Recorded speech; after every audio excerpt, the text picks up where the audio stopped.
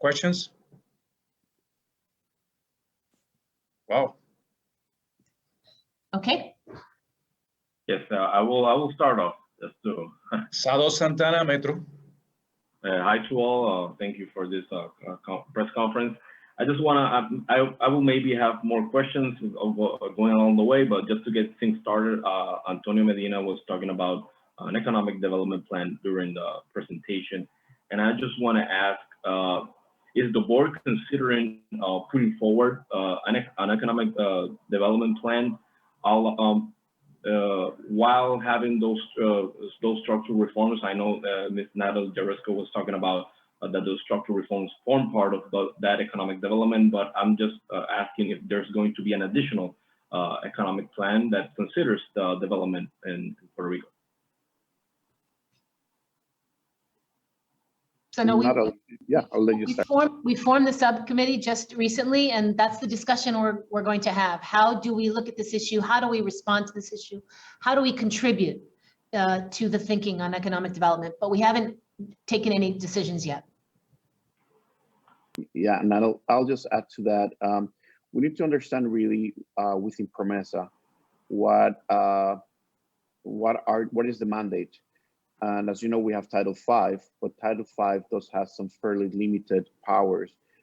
However, when we look at the curve of growth for Puerto Rico, over the next 10 years, we have some significant growth, but it's really fueled by federal funds that are coming in for different purposes.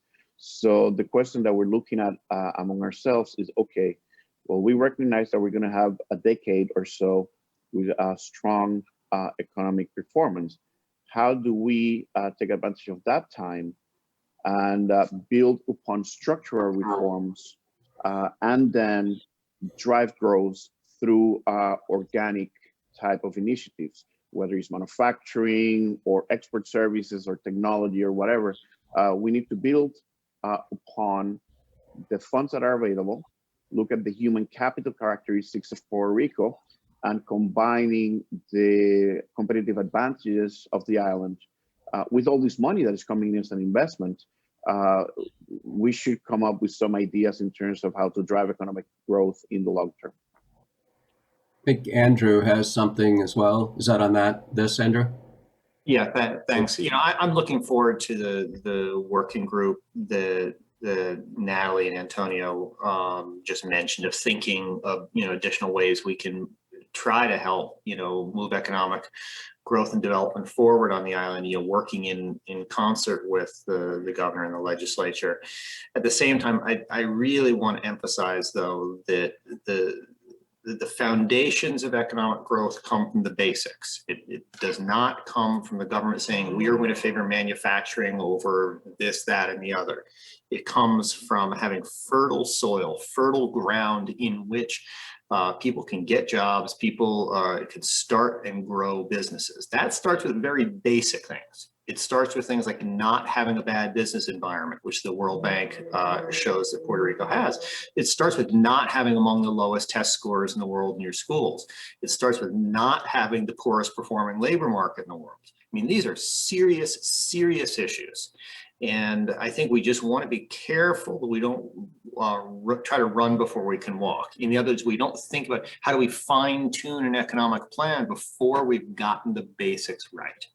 And so I just think it's important for people in Puerto Rico to understand that some, you know, grand, auspicious sounding plan is not going to produce what they need if we don't get the fundamentals right of getting the labor market fixed, getting education fixed, getting the business environment fixed. All of these things are incredibly important. And I think while looking forward, we need to keep our eye on the ball of those goals. I just, the governor was talking about, sorry? Go ahead. Yeah, the governor was talking about the federal funds. I know this has been a conversation in recent days and on the last reunion. He talked about the Medicaid funds not being considered, or the parity of Medicaid funds not being considered in this fiscal plan, as well as Ms. Jaresco mentioned yesterday, the SSI funds.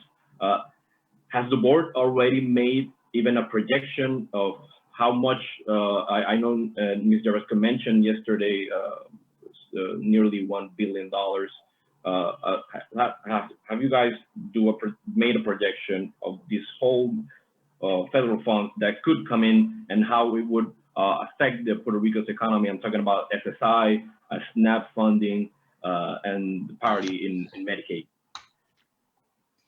So thank you very much. I'm going to take this opportunity to clarify Medicaid as clearly as I can. The board's fiscal plan is a budgetary tool. It's a fiscal planning tool. It's not a wish list. It's not a political position. It doesn't mean that the board in any way doesn't want Puerto Rico to get incremental funds.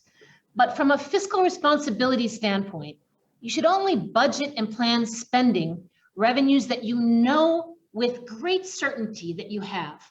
In fact, to some extent, that's how Puerto Rico got into the trouble it's in today, was assuming monies would arrive and then planning and spending them, and then they didn't arrive. And then we ended up with deficits that we had to finance by taking incremental debt, borrowing from creditors that no one seems to like having today. So one thing I just want to make very clear is this fiscal plan is not a statement with regard to whether or not Puerto Rico should, could, will receive incremental Medicaid funds. It is solely a representation of the level of confidence that you can have to be able to plan spending. And that means that it reflects current law. Why don't we guess about what Medicaid will be going forward? Because the number is, there are infinite possibilities. So for example, you may get, Puerto Rico may get an incremental 2 billion, a 2.1 billion, 2.3 billion. All of those numbers are possible. The governor's plan had an incremental 8 billion, and so everything in between. In addition, Congress could adopt legislation like that with certain requirements about how the savings from that Medicaid, the general fund money that gets freed up and which the governor's plan spends, how that must be spent. And so before we jump to spending it, all we're saying is that for fiscal responsibility purposes, not about what we want or don't want, not what can, should, or will be, you can only spend what you have confidence you're going to have. And you need to have confidence that you can afford the Medicaid in case it comes with all kinds of strings or it doesn't come in some year. And so no one on this island would be happy if at some point we guessed the wrong number and then Puerto Rico spent its revenues in a way that it couldn't afford whatever the right number is. And so I want to be very clear, it is not a statement on what we hope, wish, or believe Puerto Rico should receive. It's a budgeting tool, and fiscal responsibility says you need to start with what you think is reasonably certain to be able to spend it. And when that changes, and this is, I think, what Justin Peterson was discussing, then when that changes, the fiscal plan will change. And when and if it happens, and if it's 2 billion, it's 2, or if it's 8, it's 8, or if it's 4, it's 4. And if it comes with maintenance of effort language that says you have to do this or you have to do that, that fiscal plan will be updated, amended, and will reflect whatever's in that legislation at the time.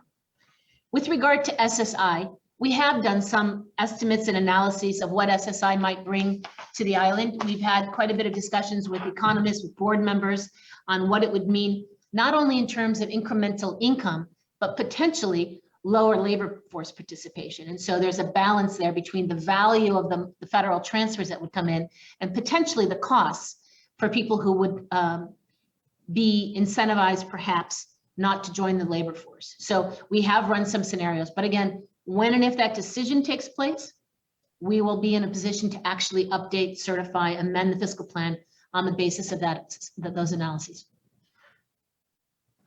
Thank you. Sado, ¿tiene una otra pregunta? No, I'm good. Thank you. Okay. John Marino, New York. Yeah, hi. Recently, the executive director and chairman had discussed that they thought that the PREPA restructuring would take place sometime next year. And board member Peterson tweeted some tweets recently sort of saying that he thinks he can get it done this year. I'm wondering if anybody really wants to address when they think PREPA is gonna be handled by the board. John, I can speak to what was behind what I tweeted, and then leave it to Natalie to talk about her view of the process. But so I think the next step would be for us to either file a plan, or if the judge orders it, in intermediation. But where I was coming from is that there really shouldn't be any delay on that. I think we should go right at it. We've got some great momentum with this board. We've got a GO PSA. We just announced an agreement with HTA creditors, Assured and National, and it's really good momentum. And the next big thing is PREPA, and we should go at it. And I think, in my opinion, and just speaking for myself, there's a lot of support from stakeholders that I've spoken with to going forward and attacking this year. Now, the calendar and the timeline, I don't know what that means in terms of ultimate confirmation, but in terms of attacking it, we should do it now. Doing deals, ending bankruptcy is key to economic growth. We've talked about how important structural reforms are. They are, but getting Puerto Rico out of bankruptcy is just as important. Those are the twin engines of economic growth. So I'm in favor of attacking PREPA right now and attacking the mediation in terms of getting an agreement with creditors. And the creditors I've spoken with, they want to do a deal now. They see that, you know, this board is in deal making mode, and we are. And so I think we should go right at it. So that's where I was coming from with my tweet. And I'll just add that we have an RSA with the creditors for PREPA. We have not terminated that RSA, nor has the government terminated that RSA, nor have the creditors terminated that RSA. And that RSA right now is the platform for moving us out of bankruptcy. And so we will be doing that as soon as is reasonably possible. As Justin described, the board wants to exit bankruptcy, we believe strongly that that is possible. I would say time-wise, again, early next year, early calendar year 22. Look at the calendar in terms of the documentation, the preparation. But at this point, what I want to assure everyone is no one's terminated, and we have an RSA in place until we move further. Yeah, I agree with that. I would just add that what Natalie said about the calendar on documentation and confirmation when things would end, I'm not disputing that, but I think there's a lot of energy to get started on it now on the creditor side. And I think for this board, we want to do deals as well. So speaking for myself, I think we can't get started on it too soon. Okay, thanks. I just have a quick follow-up question as well. The governor seemed to suggest that the board's proposed reductions in funding for UPR is sort of based on expectations of future federal funding. Is that accurate? Do you want to respond to that? I don't. I think that's a question for the governor. You need to ask him. Well, he was saying that the board was kind of banking on an influx of future federal funding, and that's why you're suggesting that the Commonwealth appropriation can go down. That's all I'm. That's not. I wouldn't characterize it that way. For the past 4 years, there has been a fiscal measure in the fiscal plan to move the UPR transfer from the Commonwealth to the University of Puerto Rico more in line with what state universities get as a share of their budget. Not completely to that benchmark, but somewhere in that range, you know, not as drastic maybe as the average mainland, but closer. To enable the University of Puerto Rico to be more diversified in its income, and in light of the fact that we are in bankruptcy and have to manage right now to reduce Commonwealth costs. And That hasn't changed over the past 4 years of fiscal plan. So there's nothing new in the approach that is in the fiscal plan with regard to the reduction in the UPR transfer subsidy in fiscal year 22. I think it is fair, and to give the, to relate it to what the governor said, to be fair, the University of Puerto Rico is going to benefit from incremental federal funds that are a result of the COVID-related legislation, but it didn't change the amount or the approach or the plan in terms of what the Commonwealth subsidy is. But he is correct, and we all agree they're going to be receiving significant more federal funding. Okay, thanks. Eva Jorens from Deb Wire has connection problems, so she sent a question. Please provide an update on the debt adjustment plan. We remain in mediation with two groups, continuing to try and find a consensual and sustainable resolution, and that is with the general unsecured creditors, with certain monoline creditors. In addition to that, we are in ongoing talks to document the agreement in principle that we reached with HTA and clawback creditors Assured and National with regard to the Commonwealth Plan of Adjustment. So that documentation process continues. As you can imagine, there's quite a bit of detail. In terms of next steps, I believe that a disclosure statement hearing is the immediate next step, and that would hopefully be scheduled sometime in June, but that's up to the court. Michelle Kasky, Bloomberg. Hello, thank you for this press conference.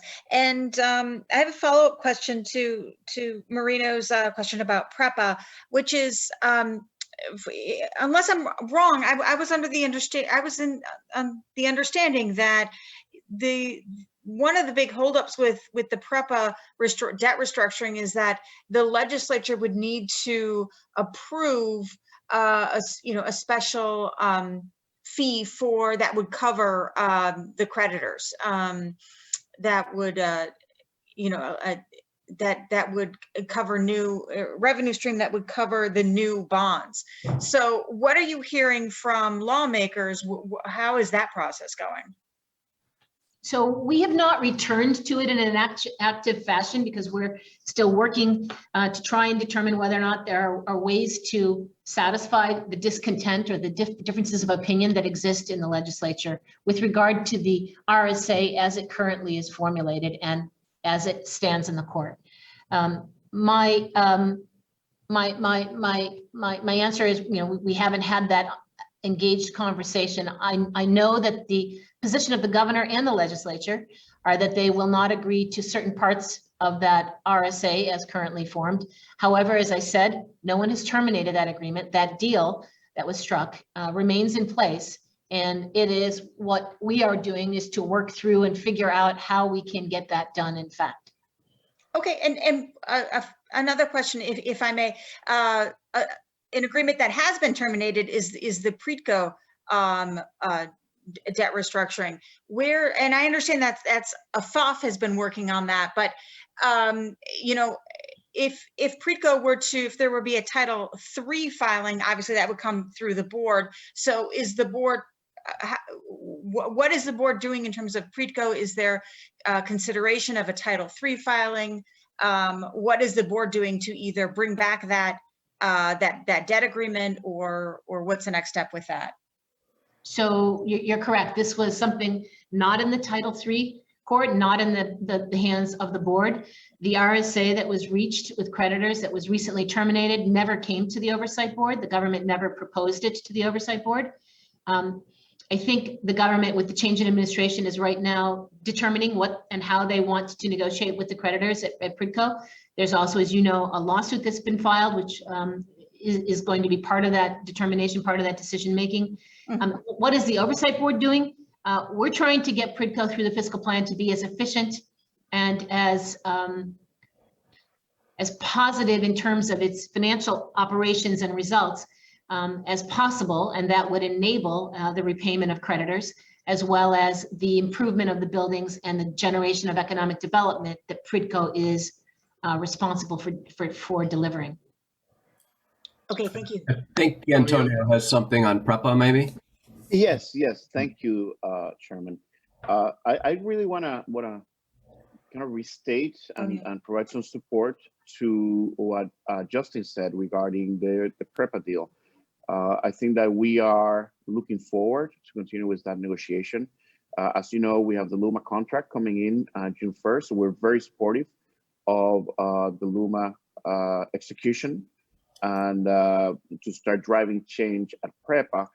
And I do believe that it is in everybody's best interest to really get together and resolve whatever issues are out there that need to get resolved. I think that we can work with the House and the Senate, as well as with the current administration, to eventually get to terms that are amicable to all the different parts. So we're pushing hard in that direction. Thank you.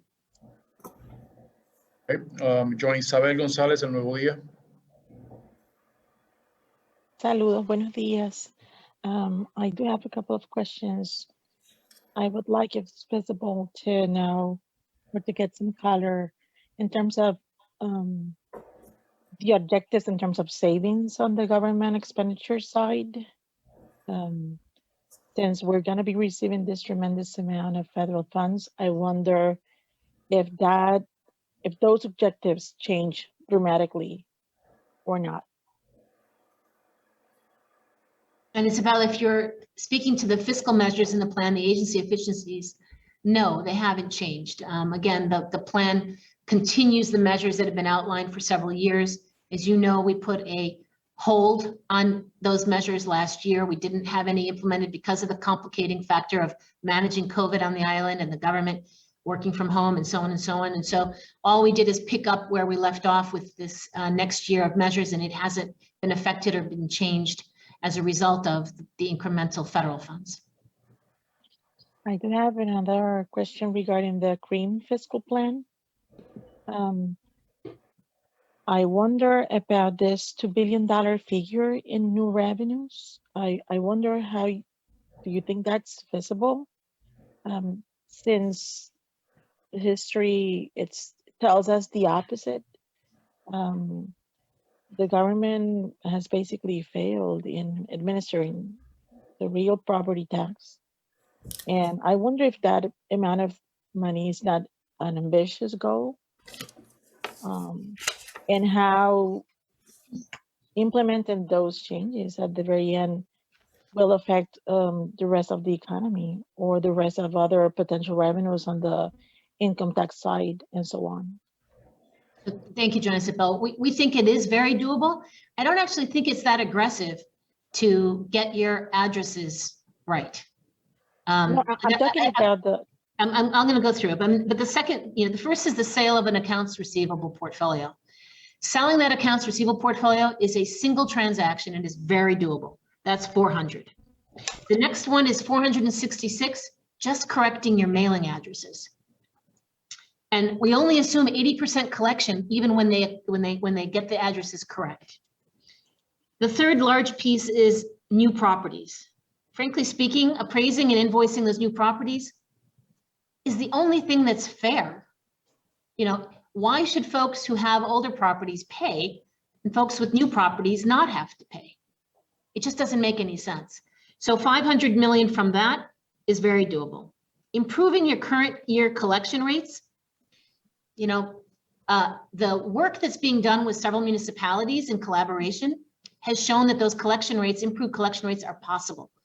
CRIM may not be able to do it itself, but working with the munis on the ground, they're able to do it. So I think nothing here from the board's perspective is out of the world or requires some kind of, new technological solution or some type of massive change in tax rates. There's no change in tax rates. These are all things that you're right. They haven't done it in the past. You're right. And that's why we're here. And that's why we're in this situation. But they're all more than possible more than practically possible. Would Antonio, it be necessary to, would it be necessary to pass legislation to make all these things feasible or not? No, none of these require legislation. Then, Natalie, if I can build upon that, I personally think that getting this right is critical. Our municipalities are underfunded, and this is a significant source of funds for many of those municipalities and the programs that the mayors want to implement at each town level. And these are programs that really do impact our people and are critical for the successful administration of all the different townships and municipalities across the island. I do believe also that we need changes in legislation to include or do away with some of the subsidies that are in place that honestly shouldn't be in place. We're not anymore in a real estate crash as we were in 2009. There is very significant development of housing, especially over $500,000 a year in terms of cost of the homes. So I personally believe that we need to look at the current operation, fix it, and we need to look at all those areas where we can improve the collection and the tax base really from the new construction.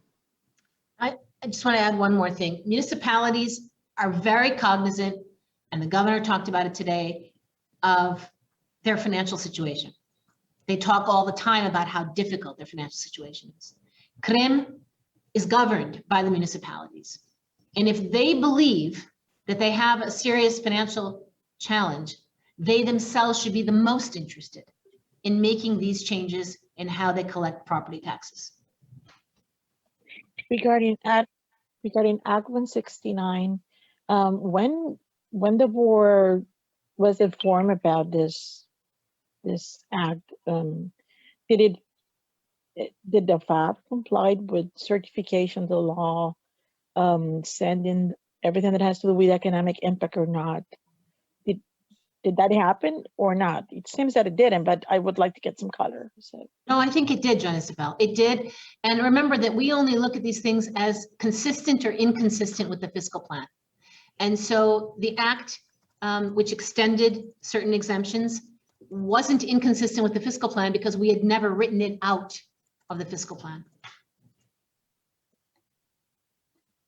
The fiscal plan, as we move forward, will most likely say very clearly that extensions, new exemptions, new exceptions will all have to be revenue neutral, and any continuance, any prolongation of existing exemptions will have to be reviewed very carefully. But the fiscal plan didn't cut it out, so its continuance was consistent with the fiscal plan. Okay, thank you. Osman, primera hora. Osman Perez. Yeah, I'm here. Thank you.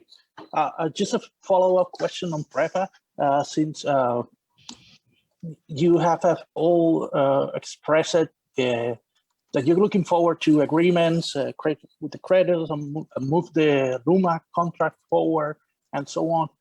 However, right now there is a clash with the unions that looks like it's going to get worse if nothing is done. And whatever is the future of PREPA, it's going to be very difficult if there's no support from the workers. So my question is the board somehow looking into any solution about this agreement, trying to reach any agreement with the unions like it has done with some other unions, or what is going on about this? So, thank you. I don't know exactly where to start.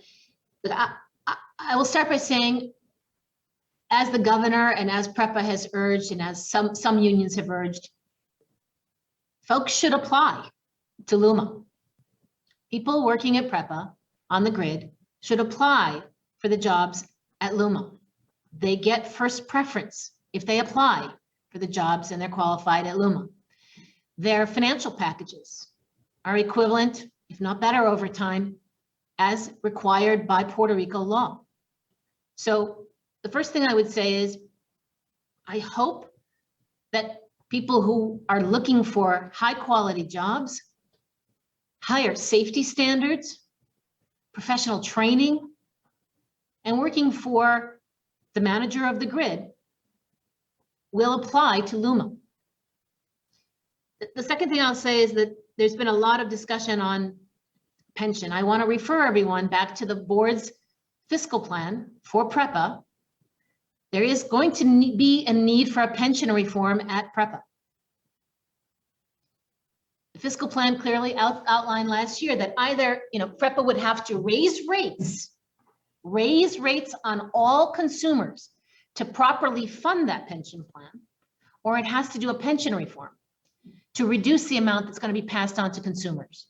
And everyone is rightfully concerned about what the cost of electricity is. Well, one of the balancing items is how much is passed on with regard to the pension contributions. Pension contributions haven't been made on a timely and sufficient basis. The pension plan at PREPA is not properly funded. Something has to happen. Either way, that ends up being on the consumer's back. So the fiscal plan requires a pension reform, a freeze and a reduction in line with what's happening at the Commonwealth, 8.5% cut.